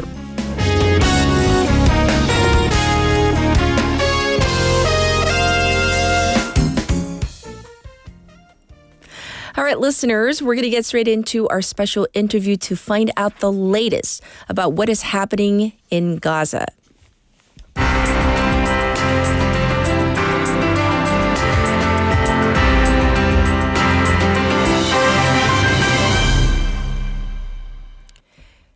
In this sudden escalation, Israel has launched extensive airstrikes and a grand offensive across the Gaza Strip, shattering this fragile 2-month ceasefire with Hamas. And the strikes have resulted in over 400 Palestinian deaths, including women and children, and have plunged the region back into conflict. And Israel Prime Minister Benjamin Netanyahu declared that this offensive is, quote unquote, only the beginning, indicating a prolonged military campaign. So what went wrong? We need to know what happened. So we have invited Professor Javed Ali, Associate Professor of Practice in the Gerald R. Ford School of Public Policy at the University of Michigan. Hi, Professor. Good morning. Good morning. How are you? I'm doing great. So thank you for joining us. And we would love to get your take on the overview of events leading up to what happened recently. Israel's recent airstrikes on Gaza. What happened? What contributed to the breakdown of the ceasefire? Well, this is a complicated question, but I think there were multiple factors that led to the events of the past 48 hours. And part of it, I believe, was the fact that in this sort of transition in the ceasefire phased approach that was supposed to have 3 phases, phase 1, which lasted about 6 weeks, and then phase 2, which is up until a couple of days ago, was sort of in limbo. And then once phase 2 completed, if it had started in probably another 6 to 8 week time frame, then into phase 3, well, there was clearly a breakdown between phase 1 and phase 2. And I think what happened, or part of the reason what led to the military operations, was the fact that Hamas did not return more of the hostages, or was sort of digging in on not returning them, or probably in combination with that, in the negotiations to even get to phase 2 was being difficult or making demands that were untenable to either Israel or the United States, sort of this third party in the middle of it. So I believe it's a combination of those things where I would have to also think that President Trump and Prime Minister Netanyahu made an agreement that Israel had the green light to resume military operations. Now, there seems to be a little bit of a tactical pause, but as you noted, that these operations may continue in the next few days, if not weeks. Yes. Well, thank you for explaining the lead up into what's been happening. So in your assessment, Professor, what strategic objectives does Israel aim to achieve with these renewed airstrikes? And how impactful are they? Because I mentioned how there have been over reportedly 400 Palestinian deaths thus far. So what do you think? Another tough question to answer, but I would have to believe that part of the Israeli strategy is to get Hamas back to the negotiating table, or even if they're at the table, to drop these demands that probably from the U.S. and the Israeli side are viewed as kind of non-starters or intractable. But as these military operations continue, or if they continue, I think it will actually make it harder to bring the hostages back. And this is the tension that is in the part of this conflict is that Hamas. This is the only leverage that Hamas still has. And if they're going to continue to hold on to the hostages and make it very difficult for Israel to pinpoint their location and try to rescue them, well, then this is only going to prolong the conflict and probably lead to more Palestinians caught in the middle of Hamas in the Israeli military to suffer the consequences. We've already, as you noted, over the past couple of days, at least 400 Palestinians killed, probably the same number injured. And what we don't know is how many within that number, how many were actual Hamas fighters or leadership. Israel has claimed that they have killed the top echelon of the Hamas leadership in the Gaza Strip, to include the person who had replaced Yahya Sinwar after his death in October 2023. But there's probably somebody else who's going to move up into that position as the person who was in charge of Hamas in the Gaza Strip. But Israel probably knows who that person is and will probably go after them as well, if, again, they're going to continue these operations. But I do believe that is part of the strategy, is to put so much pressure on Hamas that they have to come back to the table or drop these demands, or some combination of the two. Indeed. And Professor, speaking of strategy, if we could get kind of a snapshot of an overview of what's happening domestically in Israel, whether it's the political dynamics and, public opinion as well, plus like government composition. How do these factors play a role in the dynamics of what's happening in the military actions in Gaza? Yeah, I'm not as much of an expert on Israeli domestic politics, or not focused as much, but this is another sort of thing that is in the system, that Prime Minister Netanyahu is facing these investigations for things that happened before October 7th, but because he is a wartime president, that the status of these investigations or allegations against him have been sort of put to the side, and the fact that the military operations at least were resumed, if not are going to continue to resume, that's brought some of the hardliners back into Prime Minister Netanyahu's political coalition that had left in the aftermath of the ceasefire that was reached last December. He I think late last week or early this week, fired the head of Israel's domestic security agency, the Shin Bet, so the equivalent here in the United States to the FBI, and that was the lead agency, at least federal agency, that was law enforcement agency that was probably managing some of these investigations into him. So, how much of these domestic concerns are wrapped up into what may be a resumption of the military operations? It's an interesting question, but it's hard for me to kind of discern that with precision based on where I am here in the United States. Sure. Well, thanks for answering our question. And going back to what you said earlier, and what I also mentioned about, that there were reportedly at least 400 deaths reported. But the fact that we don't know how many of them are actually members of Hamas, even though the reported leader might have been taken out. Do these types of actions align with international law? Because people are wondering, are there potential legal implications for Israel or Netanyahu when it comes to, I guess, what some people might say, attacking a part of Gaza where obviously civilians, more so than members of Hamas, were probably killed? Well, this is part of the unfortunate reality. What's happened in the Gaza Strip is the fact that Hamas is the military organization of Hamas is embedded within the much bigger civilian population of the Gaza Strip. But under Israel's rules of engagement and perhaps the way they approve their operations, that under Israeli law, that they are allowed to conduct these strikes even if there are large numbers of civilians around what they would consider a legitimate military target. So I would have to believe under Israeli law, there's no liability because, again, the Israeli military goes through an approval process for these attacks. At least the ones that what they think they have a pretty good sense of what the target is, but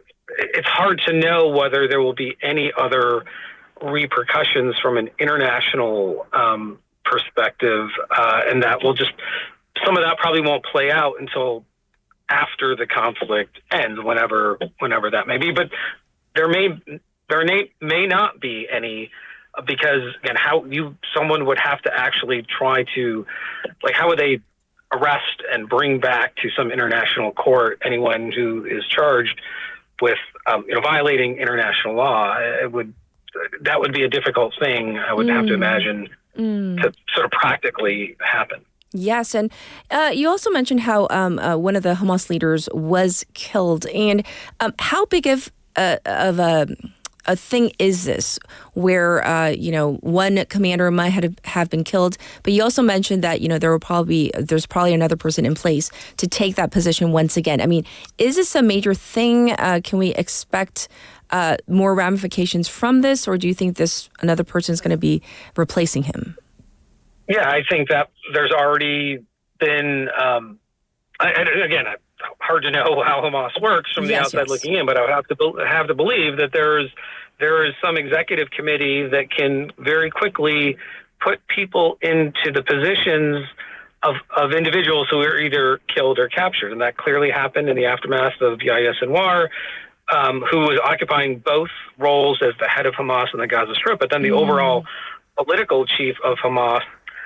That role, I think, got split up after his death, but the person who had replaced him as the head of Hamas in the Gaza Strip, the IDF claims that they killed him. I'm sure that we'll find out that there's someone else who's been replaced. But Yahya Sinwar was very iconic and had such a long history in Hamas and was sort of this well-known figure. The people who are going to come after him aren't going to have that same profile, and they have a bench. Hamas has a bench. It's a large organization, but they're going to have a hard time probably replacing someone as influential as Sinwar, and that may affect their overall sort of orientation and posture of the group. But I have to believe Israel has a list of who all those people are, and they're going to find out who the next level of folks are and probably go after them. Again, if Prime Minister Netanyahu is vowing to continue these operations going forward. Indeed. And as we wrap up a conversation today, Professor, in your opinion, in your estimation, do you think, once again, this is ultimately to get Hamas back to the negotiating table, freeing up of more of the hostages, or maybe is this a sign that this is just the beginning of the unraveling of the ceasefire and it's just going to be back to a full-scale war again, in your opinion? What would you say? Yeah, I mean, again, it's at least in peril. Yes.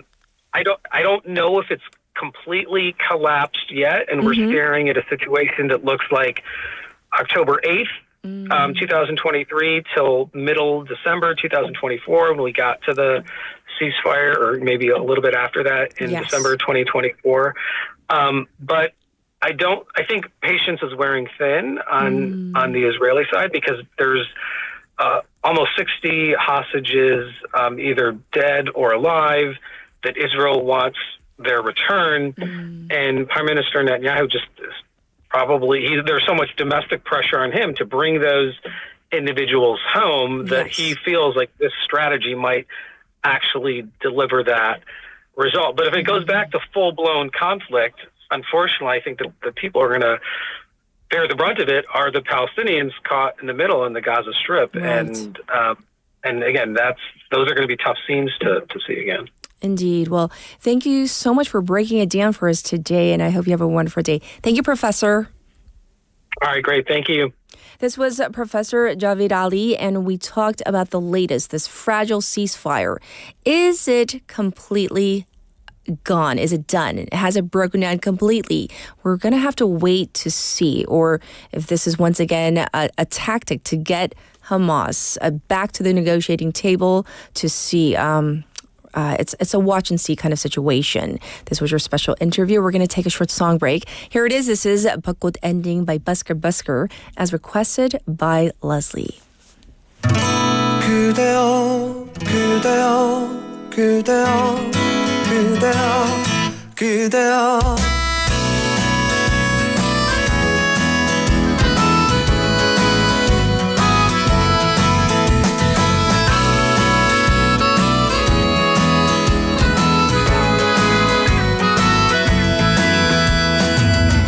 오늘은 우리 같이 걸어요 이 거리를 밤에 들려오는 자작 노래 어떤가요 오예 몰랐던 그대와 단둘이 손잡고 알 수 없는 이 떨림과 둘이 걸어요 봄바람이 날리며 흩날리는 벚꽃잎이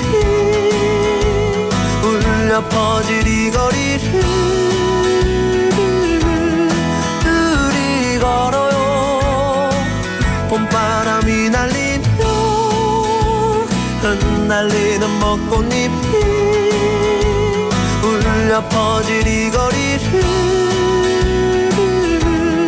둘이 걸어요 oh yeah.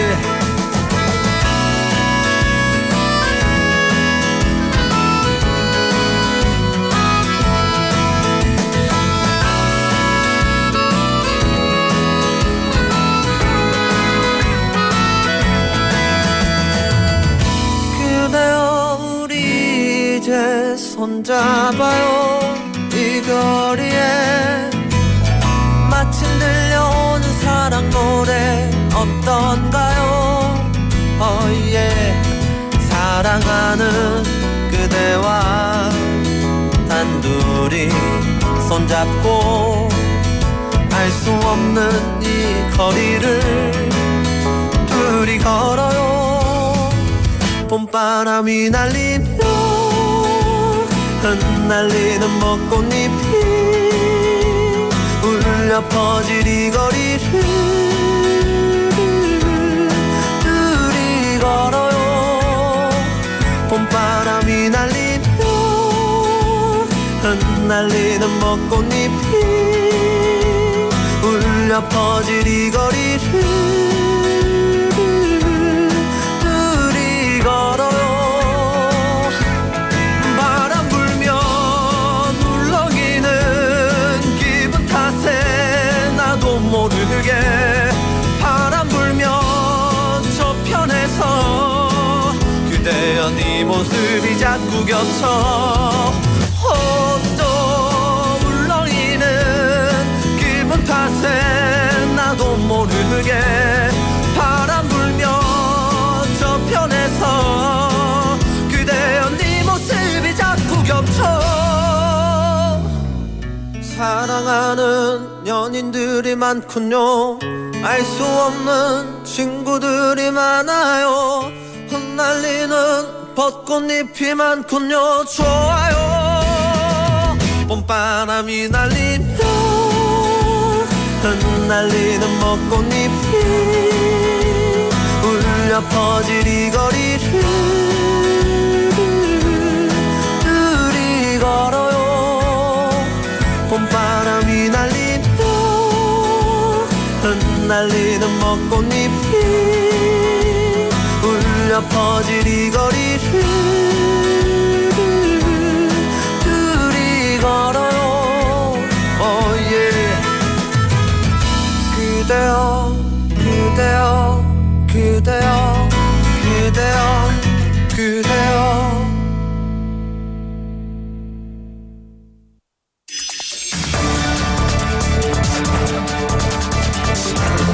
Get your local up-to-date news from Korea and abroad right here on Morning Wave in Busan with Catherine. Stay tuned.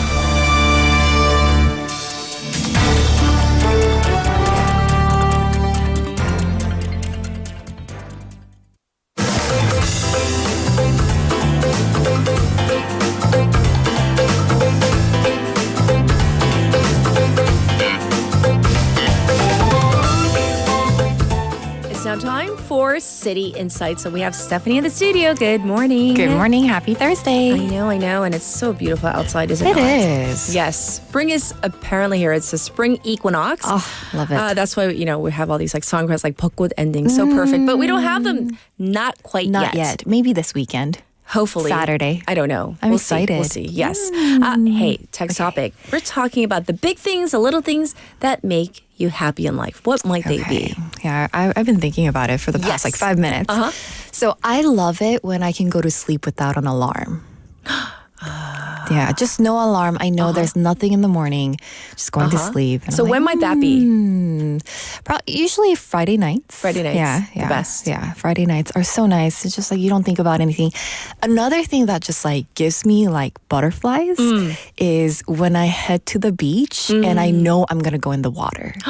Really? I go 2 to 3 times a week during summertime. Okay, I was saying not now. Not now. Okay. But during like June to August, I go twice or 3 times a week. Yes. Even if it's an hour, just like having my my ears in the water. I like the sound of the waves. I don't know. I get butterflies every time. Really? Yeah. Interesting. And that's why I'm here in Busan. I because love the beaches. Yes. Ooh, love nice, it. Yeah. nice. Well, thanks for sharing. Yeah, Those are of very course. detailed. Can I just read one from Masterkin?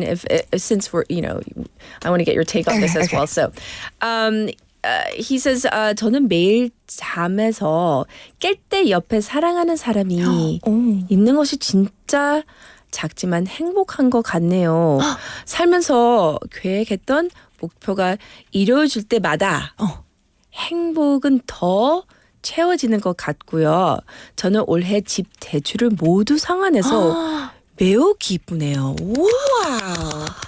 So not just because, they mentioned they paid off their mortgage loan. Congratulations on that. But the fact that they say, it's a small but happy thing to have someone I love next to me every day when I wake up. Yeah. So poetic. Yes. 말을 너무 이쁘게 하시는 것 같아요. 그러니까요. Love it. And I think it's a little bit different, but my favorite part is when they're sleeping. When your loved one is sleeping? Yeah, they just 너무 순해 보이잖아요. It's like there's no complaining, no nagging. 근데 신혼이죠. 신혼이에요? 4년이면. 네. 4년? 4 years now. 3.5. Yeah. 신혼이 언제 끝난? 그거 한번 물어봐야 되겠다. 신혼, in your mind, 신혼은 영원한가요? 아니면 언제 I don't think 끝난지? so. But Busan City says 7 years, right? So 7 years. Apparently. 7 years? Quite long. No. 신혼 7년까지 가나요? 5 모르겠네요. years. Yes. All right, so what are we talking about today? So today we're going to talk about an initiative aimed at tackling population decline in Busan. As we know, low birth rates and aging population are major concerns for many regions, including here in Busan. But what can be done to address this issue? Well, the district of Saha has come up with a unique approach, an event called 두근두근 Saha Bridge. Ooh. But before we jump into the topic, Catherine, where do people meet other people these days? How would we know? How do I know? We don't know. It's been so long, right? I mean, 좀 알려주세요. 싱글분들. Or other members of our staff. Yeah. Where do people meet? 어디서 만나요? 네, 저도 몰라요. Yes. Well, I feel like traditional dating has changed so much, That's right? what I hear. But then, do you watch dating games or dating shows? I watch a couple because there are members of my family that are they're really into it. Oh, yeah. So I watch 1 or 2. Okay, which but one? not all of them. Which ones? The singles infer thing. Okay. That one. Okay. Because my girls are they're into that. Yeah. So there's Love is Blind, the ones. There's a bunch. Yes, so many. Yes. They're my guilty pleasure. I just watch them when I do dishes. Yeah, I know. Watching and living vicariously.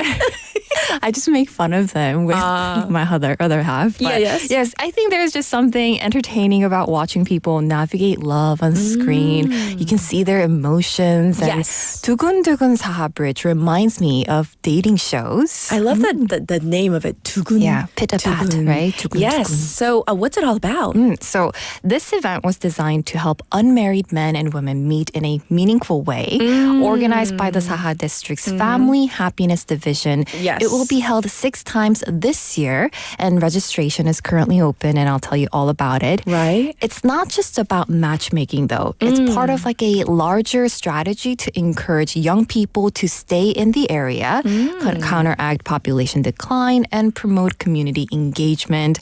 And many citizens are curious to see if such events can actually make a real impact.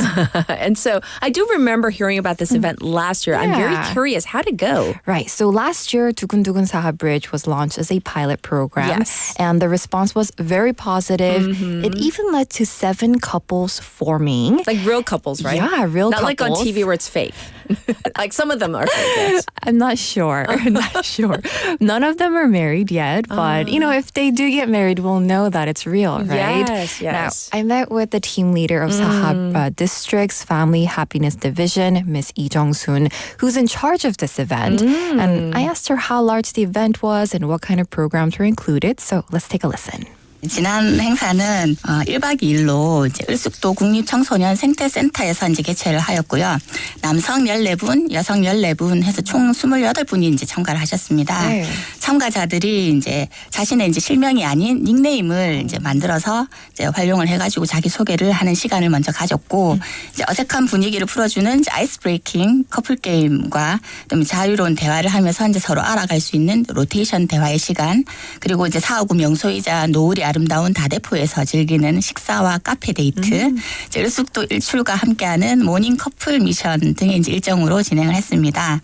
1박 2일 동안 다양하고 이제 알찬 프로그램 구성으로 참가자들의 만족도 또한 매우 높았고.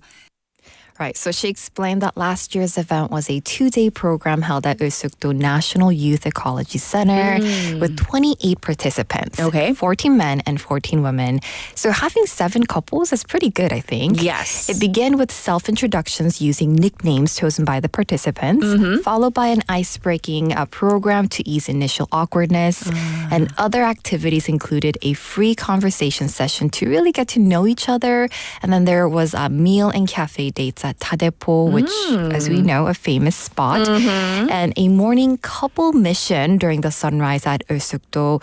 And with a well-structured and engaging lineup of activities, satisfaction level was very high amongst participants. It's like a jam-packed program. I love it. Yeah. I mean, because they're giving you like ample opportunity to get to know the participants. But, I'm sure though, the fact that you're meeting someone new and it's kind of like a setup, a mass setup. Yeah, like go. Find your partner. Mingle and meet yours, but the thing is, you said 7 couples emerged out of this. That's pretty good. Because I'm a fan of those like dating shows, I wish I can observe. I wish I can see it. Just to be there, not to participate. No, I just want to see it. So I was so curious, so I asked her to share with me what she saw and what she thought. So let's take a listen. 행사 때 분위기는 이제 말 그대로 두근두근 이제 설렘 그 자체였습니다.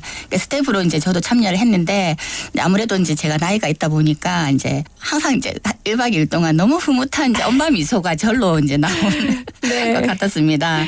어색함을 풀어주기 위해서 이제 아이스 브레이킹 게임을 했는데 그 시간도 아깝다. 1대1 대화 시간을 좀 더 늘려달라. 이런 이제 의견들도 많았습니다. 네. 어떤 한 남성 참가자분이 이제 미리 준비를 해가지고 정성스럽게 이제 포장을 해서 최종 선택할 때 그 포장된 이제 편지와 마음을 담은 편지와 함께 이제 전달하는 이제 그런 모습이 기억이 나고, 그래서 이제 행사를 마치고 이제 매칭이 돼서 다정하게 이제 같은 차를 타고 가시는 모습을 볼 때 저희들도 너무 이제 행복한 시간이었고 이제 뿌듯. Right. So she described the atmosphere as 두근두근, like when our heart, starts pounding because of pure excitement. Yes. And one participant thoughtfully shared and prepared and wrapped chocolates in advance, presenting them along with a heartfelt letter during the final selection. And many attendees found the event enjoyable and even felt that a single night wasn't enough. Now, she shared that seeing newly matched couples leave together after the event made the organizing team just as happy. Now, I do want to mention that they have strict interview process and have implemented a multi-step selection process, including an initial document review, individual interviews, and a final approval by an evaluation committee. So I feel like you can trust them a bit more than maybe just meeting someone on the street. Yes, I mean, but, meeting someone on the street, that can be exciting as well. Yeah, of course. Like spontaneous. So I'm sure some of our listeners can think of at least at least one person in their lives who might be able to apply. So what about this year? Yeah, so this year they plan to hold 6 events to give more people the opportunity. The first event will take place on May 3rd until 4th. So it's a 2-day program in Gadokdo. The second will be on, it's actually a 1-day event on May 17th in Ulsukdo. The third is scheduled for June 21st, will be a special session for public sector employees. And the remaining 3 events are planned between September and November. Now, the first event has a theme, Blue Sea and Romance. It will be a 2-day program at a pension overlooking the blue waters of Gadokdo. Activities will include a barbecue party, a bonfire date, and conversation time at a coastal cafe. And I do want to mention the third event titled 고품격 or high class meeting. And it's called that because it's a special session for public sector employees in Saha district. And it will feature masked introductions, luxury dining, and a dessert talk session as well. Ooh, interesting. We have a message from JB. 알차네요. 연령 제한이 있나요? 유부남 아니에요? Are you married? But he says, yes. Oh, because I asked him, why are you asking? And he said, just for a colleague of mine. Okay. Maybe you have details. Of course, yes. So applications for the first and second events are currently open until March 23rd. Eligible participants are those born between 1986 and 1996. Yeah. So you have to be younger than 1986. Men must have lived or worked in Saha district for at least a year. And then women, they must have lived or worked anywhere in Busan for at least a year. Oh, it's different? Yeah. Okay. And for details on how to apply, you can search up the Saha district website or search in Korean 두근두근 사하 브릿지 on KakaoTalk open chat. And I do hear that spots fill up pretty quickly. So if you're interested, it's best to sign up maybe today. Oh, interesting. So if you're for the females, for the women, lived or worked anywhere in Busan, so not just Saha district. Right. If someone is listening to me outside the studio right now, so even if you live in Sasang, it's okay. Yes. Okay. Notch. You nudge somebody. Who might that be? You know who we're talking about. I'm excited. Maybe we can hear the person who goes and we can hear the experience. I'm just going to put it out there. Haley, sign up. We want to hear about the details. I know. Yes. So please go. Yes. Sign up. Well, thank you for bringing us something really, really interesting to wrap our minds around. And of course, we'll check in with you next week. Thank you, Stephanie. Bye-bye. Yes, it has been a beautiful Thursday with you all. And once again, today is Chunbun, the spring equinox. And although, it seems a little warmer today, still a little chilly because there's a big difference between the lows and the highs. So not quite yet to put away all your winter clothes. Maybe soon, though. So on this Thursday, of course, so wishing you the best. And I also want to give a shout out to the staff here, right? So our producer, Choi Yoon-jin, our writer, Haley Sa, and Annie Moon. I'm your host, Catherine. Here we go. Boom, Boom, Boom by Roy Kim is requested by Chae Yun-jung to take us out. Bye, everybody. 봄 봄이 왔네요. 우리가 처음 만났던 그때 향기 그대로 그때가 앉아 있었던 그 벤치 옆에 나무도 아직도 남아있네요. 살아가다 보면 잊혀질 거라 했지만 그 말을 하며 안 될 거란 걸 알고 있었어. 그대여 너를 처음 본 순간 나는 바로 알았지. 그대여 나와 함께 해줘 이 봄이 가기 전에.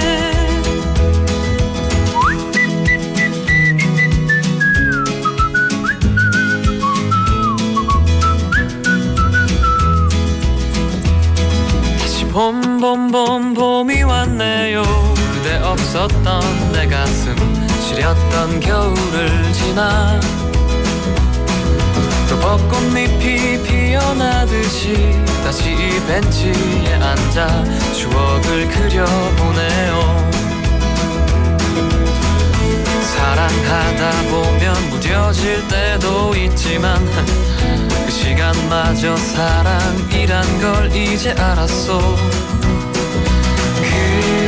그대여 너를 처음 본 순간 나는 바로 알았지. 그대여 나와 함께 해줘 이 봄이 가기 전에. 우리 그만 참아요. 이제 더 이상은 망설이지 마요. 아팠던 날들은 이제 뒤로 하고 말할 거예요.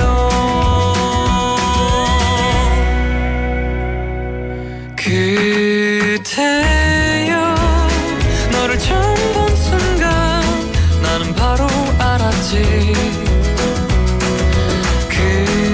그대여 나와 함께 해줘 이 봄이 가기 전에.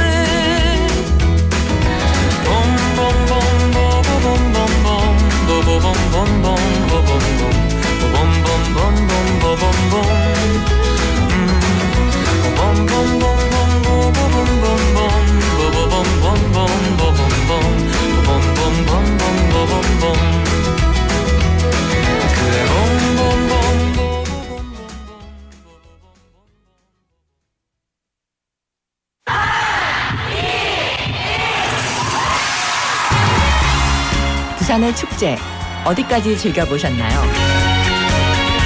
과거와 현재, 미래가 공존하는 항구도시 부산. 이곳 부산은 계절을 물들이는 다양한 축제로 늘 풍성합니다. 봄의 시작을 알리는 봄꽃 축제부터 부산의 여름을 만끽하는 바다축제, 전 세계 영화인들이 모이는 부산국제영화제와 새로운 시작의 해맞이 축제까지. 부산의 축제는 우리의 열정을 가득 담고 있습니다. 바쁜 일상은 잠시 뒤로 하고 특별한 시간을 선물 받는 바로 이곳 부산에서 우리의 삶은 축제가 됩니다. 축제로 하나 되는 부산, 여러분은 어떤 축제를 기다리시나요? 이 캠페인은 대선공익재단과 BFM 부산영어방송이 함께합니다.